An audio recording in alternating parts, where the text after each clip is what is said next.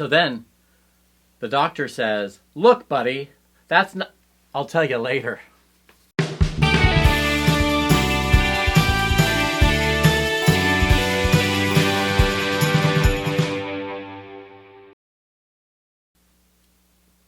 On the one hand, on the other, I am drawing a distinction.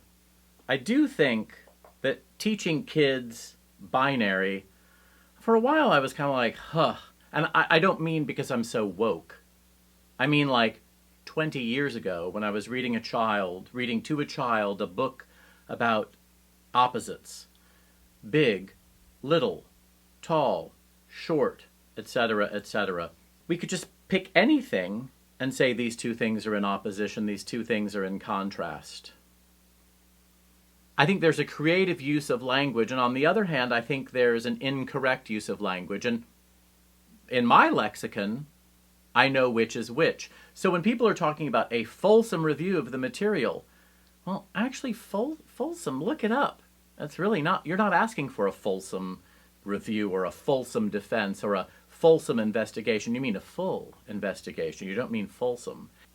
And there are other words that start to change their meaning. So peruse means to skim and to read thoroughly, because over time we just decided what it meant. Or copacetic, which is slang for excellent, now means, is that agreeable to everybody in the room?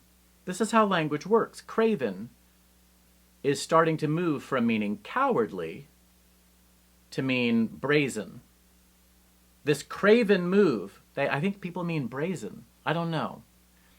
I've noticed I'm not the only one, though, who says interregnum to refer to some kind of interval, a stoppage of something, or something stopped and then now we're back on track, even though it means between the kings, between the reigns of male monarchs, even though it specifically refers to a period in British history